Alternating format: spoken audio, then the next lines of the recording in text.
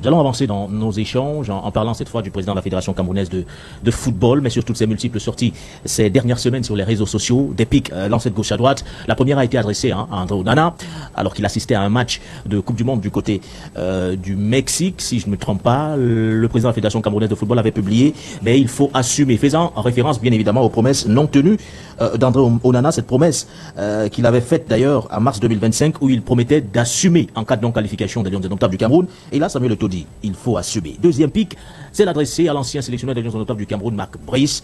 Il a estimé, le président de la Fédération camerounaise de football, qu'ils veulent manipuler la vérité. Beaucoup n'ont pas trop compris pourquoi multiplier de telles sorties, alors que le coup d'envoi d'une compétition majeure à laquelle le Cameroun d'ailleurs ne prend pas part, était donné du côté du Mexique, du Canada ou encore des États-Unis. Alors, faut-il questionner le timing de ces sorties, Tony, de ces pics du président de la Fédé?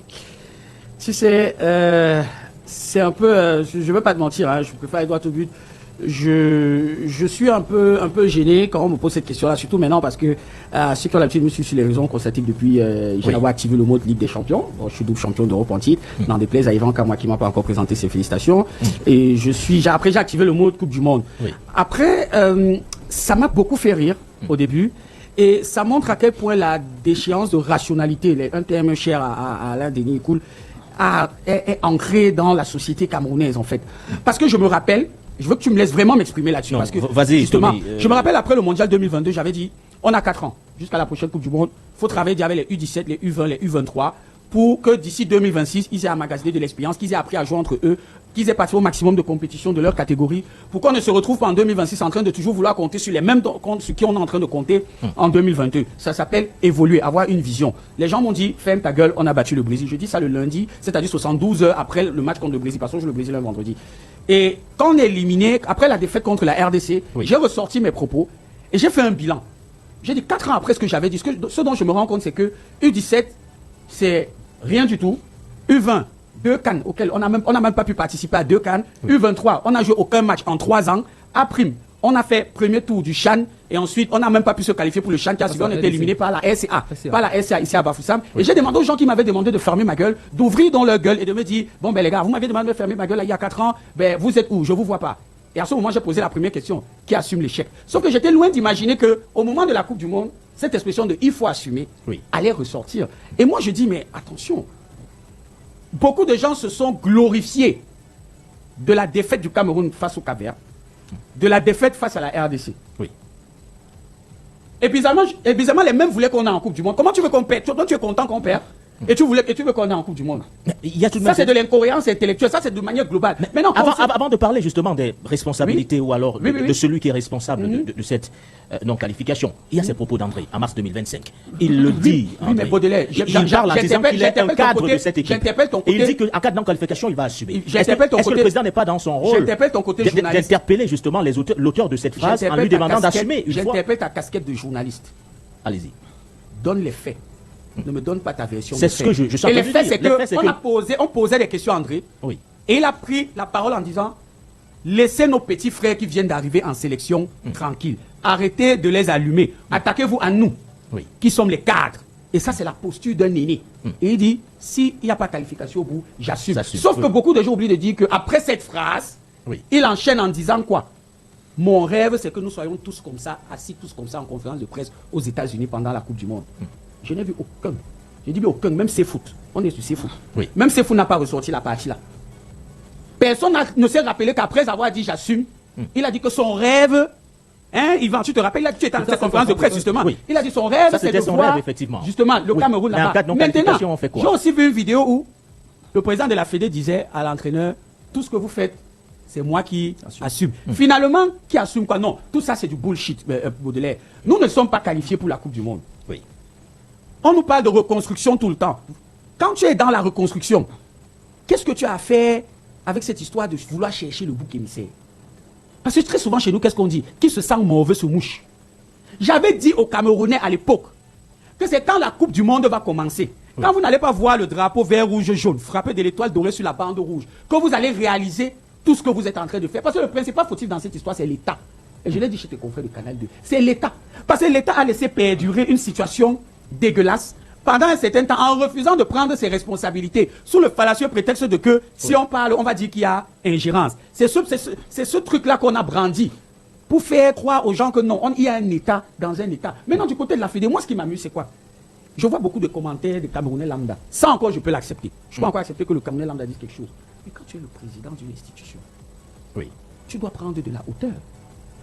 Le pire, c'est de voir que l'institution même en question s'est fendue d'un communiqué qui se permet d'indexer une personne parce que la personne a dit que la FECAFOOT a sa part des responsabilités. Nous en parlerons justement ça veut dire qu'il n'y a aucune différence au jour de d'aujourd'hui entre l'institution, le responsable de l'institution et le Camerounais lambda dans la perception de cette non-qualification pour la Coupe du Monde. Ça veut dire que tout le monde est mélangé. Comme on dit en Côte d'Ivoire, au port d'Abobo. Tout le monde est au port d'Abobo parce que non, je ne sors pas là. Parce qu'aujourd'hui, quelle est la plus-value lorsque la Coupe du Monde commence? Oui. Que pour que le Cameroun se sente encore plus divisé que jamais. Oui.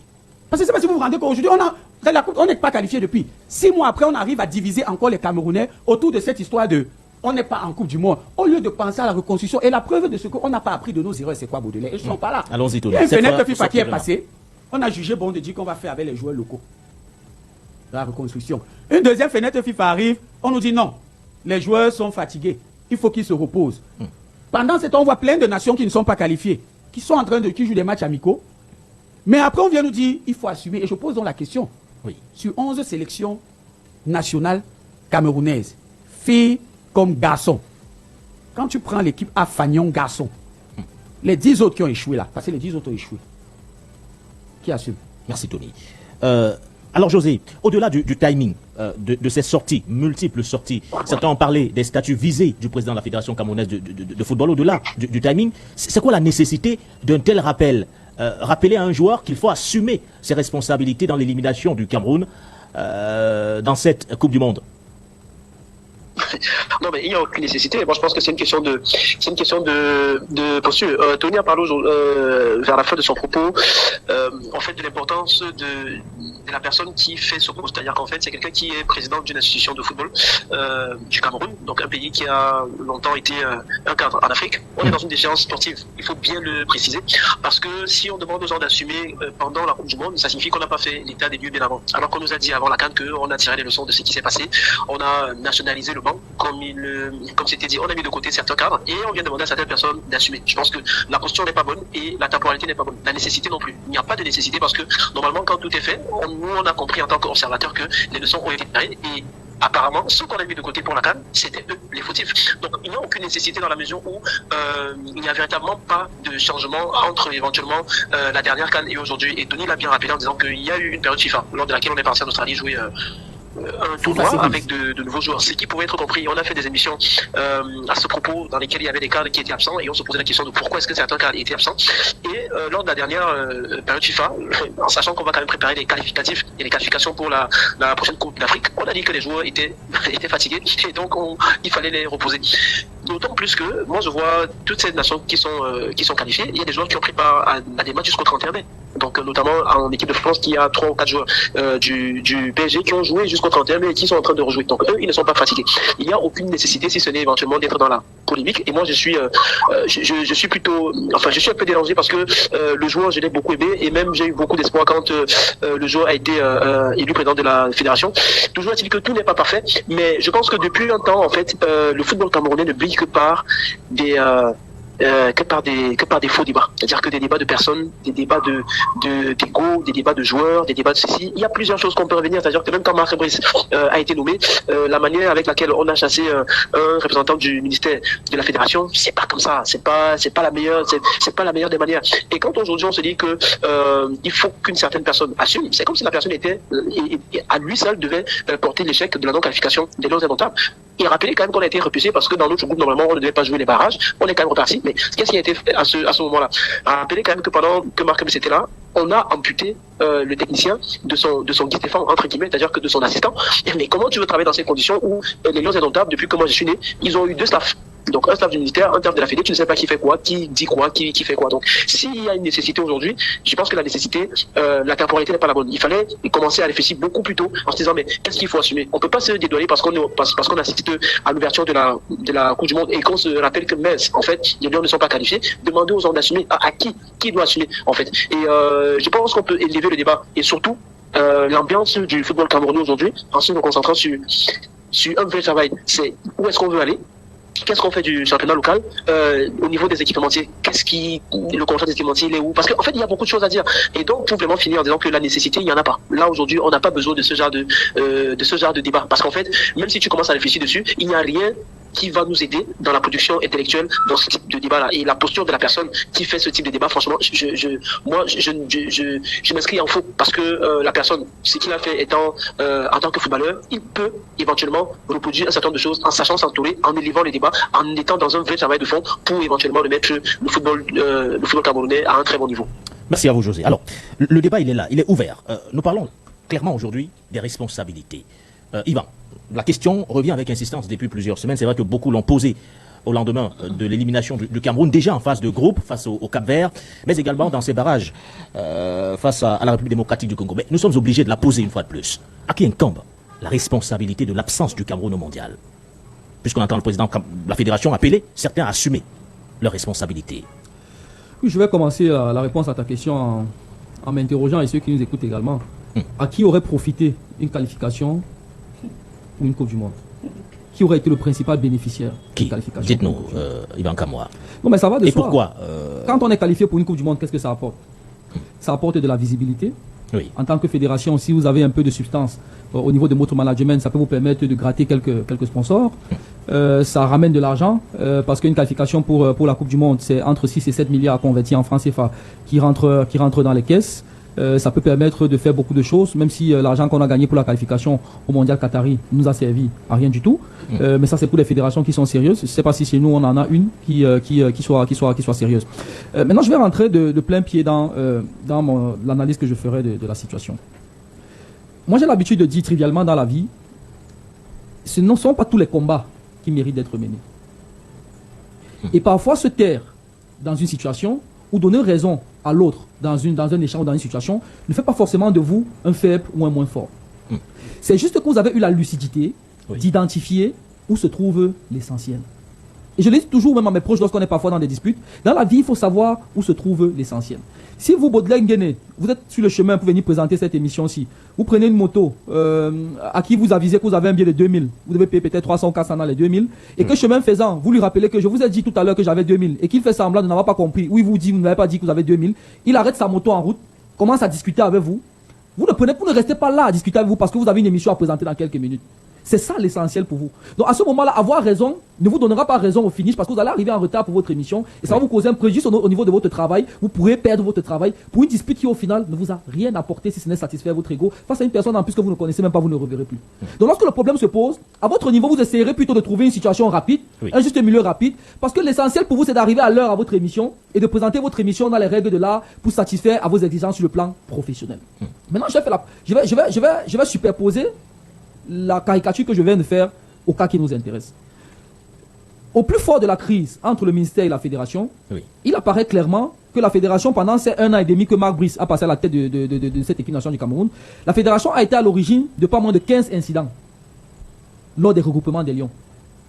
15 incidents. Et donc, quand vous êtes une fédération et que vous savonnez délibérément la planche à ceux qui sont censés vous garantir les résultats, lorsqu'il n'y a pas de résultats, qui doit assumer la responsabilité?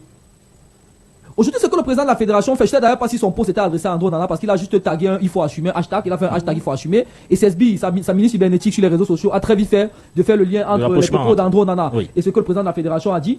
Mais Tony l'a rappelé le contexte des propos d'Andro Nana. Et quelques années plus tard, quelques années avant, lorsqu'on accueille la CAN au Cameroun, lorsqu'on perd en demi-finale, vous vous souvenez de la déclaration de Vincent Baka, qu'est-ce qu'il avait dit ressorti de la demi-finale perdue face à l'Égypte? Il avait dit qu'il ne fallait pas tirer sur les jeunes, de tirer sur eux les plus vieux. En fait, dans un vestiaire, ce sont des codes qu'il y a dans un vestiaire. C'est de la même façon qu'un entraîneur viendra en conférence de presse dire j'assume la responsabilité d'une défaite. Ça ne veut pas dire que l'occasion qui a été manquée par un de ses joueurs sur le terrain, il devait se mettre à la place de son joueur pour concrétiser l'occasion. Non. C'est une façon d'être le paravent, d'être le bouclier et de protéger l'équipe par rapport à un certain nombre de flèches extérieures et d'être dans cette carapace. Et dans tous les groupes, dans toutes les équipes de football, c'est comme ça que ça se passe. Ceux qui sont les cadres, ceux qui sont les leaders de l'équipe, lorsque l'équipe, ça ne va pas bien, c'est toujours ces leaders qui sont pointés du doigt et beaucoup moins les plus jeunes qui n'ont pas encore l'expérience et la carapace pour pouvoir assumer un certain nombre de responsabilités. Donc le président de la fédération, et je l'ai souvent dit au fort de la crise, que la fédération se comportait, ils étaient dans une équation compliquée.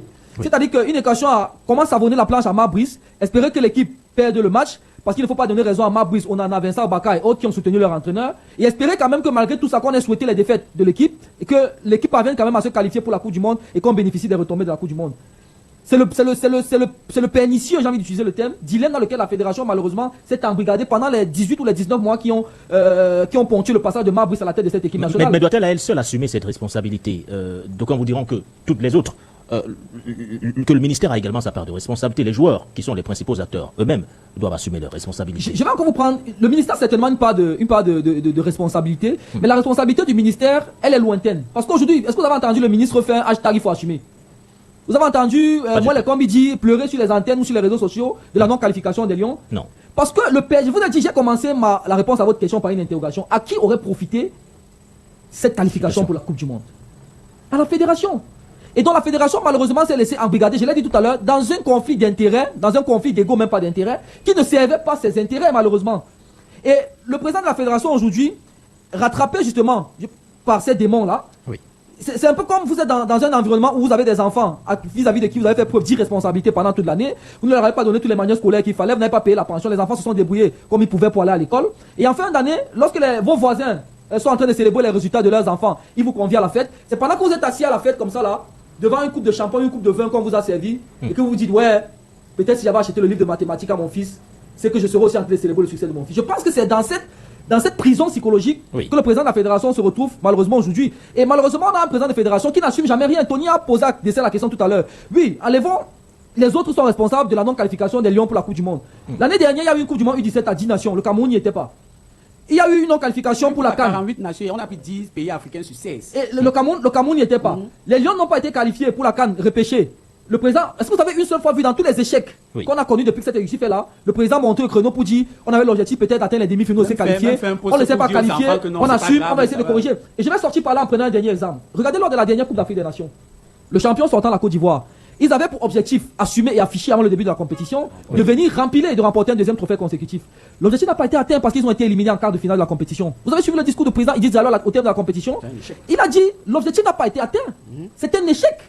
Ce n'est pas parce qu'ils ont dit que l'objectif était de gagner et qu'ils n'ont pas pu gagner qu'ils vont dire non, on a quand même gagné l'année dernière, donc on peut se complaire de ne pas avoir gagné. Non, il assume en disant qu'on avait un objectif qui était de gagner, on n'a pas gagné, on va essayer de travailler pour revenir plus fort dans les éditions prochaines. Mais regardez ce qu'on a fait au Cameroun. Sortons Yvan. Alors, lui, une équipe qui est 5 fois champion d'Afrique, va une Coupe d'Afrique, sort petitement en quart de finale, et on va vous dire que non, c'est une Coupe d'Afrique réussie. Non, parce qu'on est dans un environnement où il faut toujours chercher l'erreur chez les autres, on n'assume jamais ses responsabilités. Si on n'a pas pu bien écrire son nom sur la feuille de composition pendant l'examen, c'est parce que le voisin nous a chuchoté quelque chose, on n'était pas concentré. Si tu as mal écrit un S et que tu as raté l'autographe de mon nom, c'est parce que peut-être le jour où on apprenait ça à l'école, ton père n'avait pas donné la rane et baigné à la maison. Non. Merci. On est dans une fédération qui n'assume rien. Et malheureusement, aujourd'hui, quand on parle de fédération, le président est l'individu qu'on a pointé principalement du doigt parce que c'est lui qui emporte le chapeau. Et son attitude, malheureusement, n'est pas l'attitude d'un dirigeant, d'un président de fédération responsable. Merci, Yvan Kabou. Alors, réagissant également à cette séquence, le professeur Mathias Onangini n'a pas mâché ses mots. Pour lui, le palmarès exceptionnel de Samuel Eto'o comme joueur ne suffit pas à garantir une gestion efficace du football camerounais. Il remet en cause ses compétences administratives et estime qu'il lui faut davantage que des titres pour diriger une institution aussi sensible que la FECAFO. De l'écoutons, c'était d'ailleurs sur les antennes d'Info TV.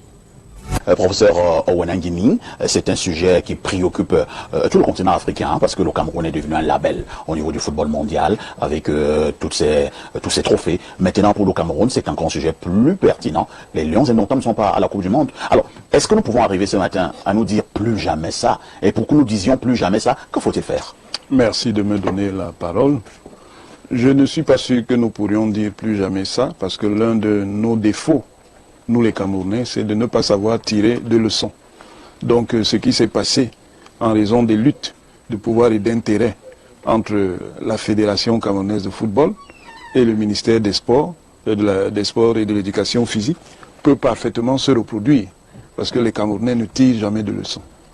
De mon point de vue, pour faire une analyse pertinente de la situation, il faut avoir une lecture conjointe.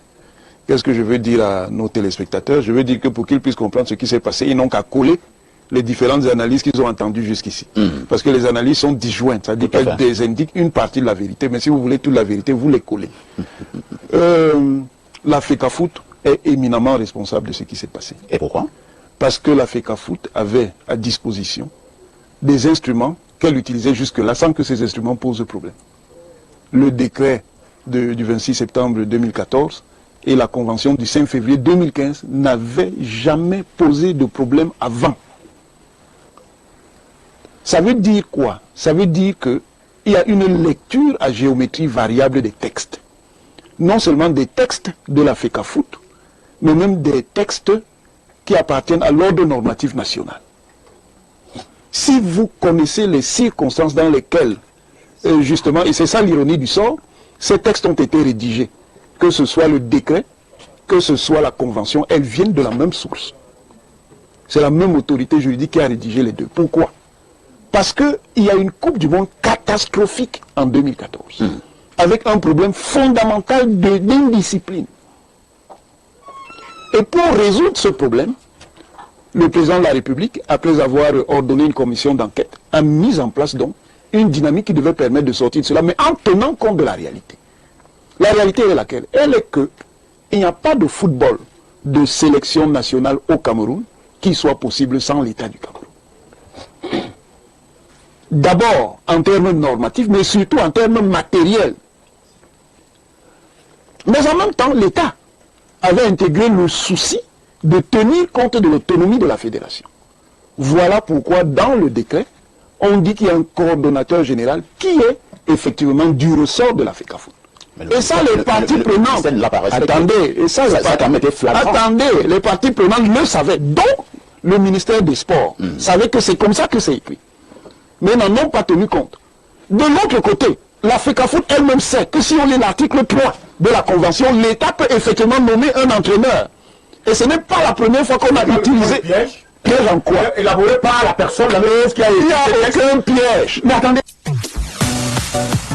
Un retour sur un élément justement de cette sortie du professeur Mathias Oudanguini. Je rappelle que à la suite de ces propos, la FECAFOOT a réagi, condamnant bien évidemment cette sortie, tout comme le président de la Fédération camerounaise de football sur ses plateformes numériques. Il est revenu, je ne vais pas lire tout le texte, je vais prendre le paragraphe. Meilleur buteur de l'histoire de l'international du Cameroun, quadruple ballon d'or africain, meilleur buteur de l'histoire de la CAN, vainqueur de nombreux trophées en club, et pourtant certains continuent de parler. Et en seulement 2 mois, l'illettré a trouvé une solution à un problème que de grands professeurs n'avaient jamais réussi à résoudre. L'Assemblée générale de 2009 a finalement été rattrapée par les faits. Pendant ce temps, de petites personnes guidées par des intérêts politiques continuent de recevoir des consignes pour attaquer un compatriote qui a excellé dans son domaine et dont le nom dépasse depuis longtemps les frontières de son pays. Des professeurs qui se transforment en fabricants d'alertes et de contre-vérités tout en distribuant des leçons aux autres. Ceux-là même qui traitent certains de poisseux. Comme on dit, c'est l'hôpital qui se moque de la charité. Voilà quelques propos tenus par le président Samuel Eto'o. Alors, est-ce que le problème réside réellement au fait que le président de la FECAFOOT n'arrive pas à se départir de sa casquette de légende et qu'il tente à chaque fois de la confondre justement à manager du football camerounais? Parce que quand on écoute le professeur Mathias Oudanguini, il dit « Gérer, ce n'est pas dribbler » et que le président doit clairement se faire former. Tu sais, c'est souvent pénible quand tu dois intervenir sur une situation où tu as... En 2 minutes, Tony, nous allons essayer d'aller un peu plus vite sur ça va être compliqué parce que d'un côté, j'avais même pas suivi cet extrait parce que comme je t'ai dit, moi j'ai activé le mode Coupe du Monde depuis les bêtises du football camerounais depuis quelques temps, j'en ai cure. Et quand je suis cet extrait et la réaction de la Fédé, parce que la Fédé, je parle de la Fédé en tant qu'institution qui a fait un communiqué, et du président de la Fédé dans ses sorties, mais waouh! Alors là, je tombe de nu. Parce que je t'assure, je le jure sur la tête de mes gosses, j'avais pas suivi cet extrait-là. Mais ce qu'il dit est tellement pertinent. Et si tu suis ses propos, que ce soit du côté du ministère, que ce soit du côté de la Fédé, il impute la faute à chacun en faisant comprendre que des deux côtés, ça dit, chacun a voulu faire un peu de malice. Il incrimine les deux. Mais quand je suis dans cette sortie, ça, franchement, mais attends, je tombe de nu là. Mais ça veut dire que soit le président de la Fédé, intuitif personne n'a rien compris de ce que le professeur Mathias Oudanguini a dit, soit il fait preuve de mauvaise foi. Il dit Samuel Eto'o, tes ballons d'or ne peuvent suffire. Non, attends, Baudelaire, non, il faut te former pour gérer le football, car tu es loin justement d'avoir. Il faut d'abord qu'on replace quelque chose au centre du débat. L'école, ce n'est pas seulement aller apprendre les mathématiques, les physiques. Même pour jouer au foot, il faut aller à l'école de foot. Pour faire la musique, il faut aller à l'école de musique. Pour faire la danse, il y a les écoles de danse. Il y a une école dans tout. L'école de manière, il y a même l'école de la vie. Oui. Mais qu'on ne se mente pas. Le football aujourd'hui, c'est 70% l'administration et 30% le terrain. L'administration, c'est qui? Ce sont les penseurs. Dans le football, on intègre même il y a ce qu'on appelle la sociologie du sport. Il y a la psychologie du sport. Il y a la médecine du sport. Donc ce n'est pas parce que tu as beau avoir gagné des 100 ballons d'or, France Football. Mais si tu as pu en arriver, c'est parce que tu as des gens qui ont pensé ce sport. Tu as des gens qui ont réfléchi pour mettre sur pied tout un ensemble de protocoles qui peuvent t'amener à performer. Et cette attitude du président de la Fédération, parce que je vais parler du ministère après, parce que je vais tous les écorcher. Cette attitude du président de la Fédération montre à suffisance que le rôle de la Fédé dans cet échec, c'est d'avoir pensé que, parce qu'on a joué au football, on maîtrise les rudiments pour pouvoir gérer ce qu'on appelle les aspects de la performance. Non! Quand tu es footballeur Baudelaire, tu exécutes les ordres. Tu ne donnes pas les ordres. Et les ordres que tu exécutes viennent du fait que des gens ont pensé. On te parle de la mise au vert. Pourquoi tu dois dormir à l'hôtel? Pourquoi tu dois faire ceci? Pourquoi? C'est parce que tu as des intellectuels qui ont pensé comme ça. Il y a ce qu'on appelle la politique du sport, il y a ce qu'on appelle la diplomatie du sport. Donc venir aujourd'hui, le problème au Cameroun, et c'est pour ça que j'ai aimé le début de l'intervention de cet extrait. Quand il dit au Cameroun, on n'apprend pas des échecs. Je suis l'un des, quand tu regardes là, les consultants, analystes sportifs là, je suis l'un des, si ce n'est le seul à le dire tout le temps. Au Cameroun, on le connaît, on n'apprend pas des erreurs et on ne capitalise pas sur les succès. C'est pour ça que tout chez nous nous surprend. C'est pour ça qu'au Cameroun en 2026, on ne te parle encore du hasard, du ngrimba, des remèdes, de la magie. Une minute, Tony. Parce qu'aujourd'hui, c'est-à-dire, le protocole pour atteindre la performance, soit on ne maîtrise pas ça, soit on ne connaît même pas du tout, soit ou bien on fait de la mauvaise foi. Parce qu'aujourd'hui, à quoi bon? On n'est pas qualifié depuis. Aujourd'hui, on vient remuer le couteau dans la plaie parce qu'on dit, qu'est-ce qu'il y a de mal à dire aujourd'hui que et la Fédé et le ministère des Sports sont tous les deux responsables de la non-qualification. Moi, Tony Ndam, j'étais confrère de Canal 2. 1h45 minutes après le match contre le Cap-Vert, j'ai dit sur le plateau de ton confrère Mathieu Fangwa, je le cite, que le principal responsable, je l'ai même dit aujourd'hui à l'entame de cette émission, le principal responsable, c'est l'État. Parce que l'État a laissé perdurer cette situation. Mais pourquoi est-ce que c'est un seul côté qui se plaint au point de sortir un communiqué? D'où ce que Yvan Kamwa disait. Celui qui profite le plus lorsqu'on se qualifie, c'est la Fédé. Et j'ai toujours dit, on ne fait pas le bras de fer avec l'État camerounais. Merci, même Tony. si des membres du gouvernement te soutiennent, sache qu'au final, c'est toi qui seras perdant. Parce qu'aujourd'hui, ça fait moins 7 milliards dans les caisses, moins une exposition, moins des matchs qu'on aurait pu faire en tant que sparring partenaire. On passe moins de 7 milliards, mais ça, on frise les 10 milliards. Merci, donc au Tony. final, comme on dit, c'est celui qui se sent mauvais. Merci Tony. Merci. Alors, José, nous avons cette phrase du professeur. Tu n'as ni le capital intellectuel, encore moins le capital technique et certainement pas le capital scientifique pour gérer ces débats dribblés. Alors, José Atangana, quand on s'appelle Samuel Eto'o et qu'on se retrouve à la tête de la Fédération camerounaise de football, est-ce qu'on peut réellement se départir de sa casquette de légende du football camerounais et même mondial? Non, il ne faut pas se départir parce que ça fait partie de la notoriété et avoir Samuel Eto'o à la tête de la fédération, éventuellement, c'est une vitrine énorme parce que ça peut éventuellement nous amener des partenaires beaucoup plus. Ça nous a amené quoi, José? Facilement. Cependant, la gestion d'une fédération, éventuellement, je vais faire un métisme avec le recrutement et que c'est un poste qui demande à peu près, et je pense que le professeur a fait la fiche technique du poste, donc en fait du profil. Donc en fait, il faut des capacités intelligentes. Et l'intelligence n'est pas toujours le niveau scolaire, hein. Ça signifie qu'en fait, on a appris, on est parti se former à l'école du management. Tout à l'heure, Tony parlait des différentes écoles auxquelles on peut prendre part, que ce soit dans l'art, que ce soit dans la vie de tous les jours. Et même quand on a été ballon d'or, comme Zinedine Zidane, on repart quand même à l'école de l'entraînement pour éventuellement être un grand entraîneur. Donc pourquoi ne pas éventuellement être dans une école de management pour éventuellement faire face à un certain moment au rudiment lié au management. Donc les compétences techniques, c'est souvent éventuellement ce qu'on appelle les soft skills, c'est-à-dire que le savoir-faire et le savoir-être par rapport à un certain poste. Donc je pense que c'est ce que le professeur voulait dire, c'est-à-dire que le savoir-faire, c'est c'est comment est-ce que tu vas mener à bien cette mission-là? Qu'est-ce que tu connais comme compétence? Qu'est-ce que tu as comme compétence pour éventuellement amener à bien cette mission-là et de savoir être, quelle est la posture que tu as en tant que président? Et je pense que depuis le début de l'émission, on parle de posture et de temporalité parce que un président ne réagit pas à tout, comme le disait Yvan, et un président recentre le débat vers quelque chose qui nous amène vers la performance beaucoup plus haute. Et la posture, c'est aussi de savoir qu'il y a une temporalité pour dire aujourd'hui on a perdu, aujourd'hui on a gagné, bon, on a tiré les leçons de ça et on passe à autre chose. Et les connaissances scientifiques, moi, je les mettrais sur le compte de tout ce qui est l'apprentissage et l'expérience. Et c'est là où je dis qu'en fait, on ne peut pas débattre éventuellement la posture de l'ancien joueur. Et l'ancien joueur glorieux, notamment mondial, a aujourd'hui la personne qui est présidente de la fédération, parce que c'est par cette expérience-là qui se dit, ok, moi, quand j'ai été dans une situation de joueur, j'ai reproché ceci à la fédération, et donc je vais éviter que ce genre de choses ne se reproduisent. Sauf que ce qu'on a vécu lors de qualification pour cette Coupe du Monde qui est en train de se jouer, c'était inédit. Je n'ai jamais vu ça. Peut-être que je suis trop jeune, mais je n'ai jamais vu ça. J'avais des joueurs qui étaient au sein de cette année-là, pendant cette campagne-là. Et il y a un épisode qui m'a le plus marqué, je crois, c'était en Angola. Ils sont arrivés en Angola, il y avait deux bus.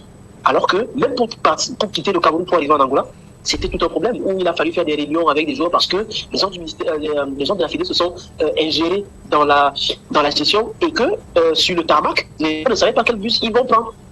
Les gens ne savaient pas quel bus ils vont prendre. Donc, il y avait deux hôtels qui étaient prévus. On ne sait pas quelle direction il faut prendre. Et moi, j'ai vécu ça en direct parce que 2 ou 3 joueurs de cette équipe, qui faisaient partie de cette équipe, m'ont appelé en vision. Et je me suis dit, mais ils m'ont dit, si on te raconte, tu ne vas pas quoi? Tu ne vas pas quoi? Et donc, pour moi, je me dis, c'est les compétences scientifiques, c'est ça, c'est l'expérience. Si moi, en tant que joueur, je vis ça, et que demain, j'accède à un poste aussi prestigieux que président d'une fédération, mais il y a des choses que je ne vais pas, il y a des choses que je vais éviter de faire parce que je sais que là, la performance du joueur va être impactée. Donc, sur les trois éléments qu'a relevé le professeur, il faudrait éventuellement revoir un certain nombre de choses et se dire qu'il ne suffit pas. Et la réponse, pour faire un peu une petite entorse à la question que tu as posée à Tony, la réponse n'est pas du tout adaptée. Le professeur fait un bilan sur certaines choses et tu réponds sur autre chose. Enfin, et la fédération répond sur autre chose. Et je ne sais pas comment est-ce que le chargé de la communication peut laisser passer ce type de communication-là. Parce qu'en fait, c'est encore plus pour enfoncer le président. Ce n'est pas parce que tu as été ballon d'or, tu as gagné que forcément, on ne doit pas pouvoir critiquer ton action. Je pense que Platini, il est critiqué. Zidane, quand il va de l'équipe nationale de la France, il sera critiqué. Escalette a été critiqué, surtout après l'affaire Naïsna. Donc, on critique tout le monde. Et ce n'est pas à l'aune de ce que tu as gagné qu'on doit fermer la bouche quand il y a des choses qui ne se passent pas bien. Combien de fois est-ce que, et je sortirai par là, combien de fois est-ce que aujourd'hui il y a deux franges, on parle des Ivoux et des Équipements, mais c'est à ce niveau qu'on est rendu. C'est à ce niveau qu'on est rendu au niveau du débat du football camerounais, parce qu'en fait ça tourne autour des personnes. On ne se penche plus sur qu'est-ce qu'il y a comme financement au sein de la fédération. Personne ne connaît aujourd'hui combien d'équipementiers donne et pour combien de temps. Personne ne connaît aujourd'hui et éventuellement qu'est-ce qui a été dépensé pour le nouveau siège. Personne ne sait ça aujourd'hui, c'est-à-dire qu'en fait, on navigue à vue, et je pense que quand on est dans cette choix pour l'intelligence, la technique et surtout le scientifique, il y a des choses qu'on ne ferait pas. Il y a une communication qu'on maîtriserait, mais vraiment de manière pointilleuse, parce qu'on ne représente plus seulement une personne, on représente toute une institution. Merci à vous, José. Alors, pour sortir de ce sujet de façon définitive, Yvan, où se situe la vérité aujourd'hui entre communication, responsabilité, gouvernance, entre ce que reproche justement le professeur Mathias Onanguini et la réplique du président de la Fédération camerounaise de football? Non, on a une fédération aujourd'hui qui est complètement en roue libre. Je vais encore prendre une autre caricature. Pour ceux qui ont eu à avoir des chiens chez eux, quand un chien a beaucoup vieilli et qu'il a atteint un certain âge où il se rapproche beaucoup plus de la mort, il commence à délirer. Et je pense que même chez nous les humains, c'est un phénomène qu'on observe. Pour ceux qui ont eu la chance de voir leurs grands-parents jusqu'à un certain âge, vous commencez à perdre certaines de vos facultés. Parfois vous ne reconnaissez même plus des gens. Il y a des maladies comme Alzheimer auxquelles vous êtes prédestinés. Je pense qu'aujourd'hui, on a une fédération qui est partie d'un marasme managérial profond à une sorte de sénilité sur le plan managérial. C'est-à-dire qu'elle oublie tout, elle confond tout. Vous lui dites A, elle va répondre par B. Et le ping-pong qu'on observe depuis quelques jours entre la fédération et CSB sur les réseaux sociaux et Mathias Onanguini est symptomatique justement de cette caricature que je viens de faire. Baudelaire, c'est pas parce qu'au quartier, tu te fais appeler depuis que tu es petit l'aigle, que subitement les ailes vont sortir sur toi un jour, tu vas commencer à voler. Non. C'est pas parce qu'on t'appelle l'oiseau rare au quartier qu'un beau jour on va voir Baudelaire en train de passer, en train de voler parce qu'on l'a appelé l'oiseau rare pendant des années et subitement les ailes sont sorties sur lui, il a commencé à voler. Non.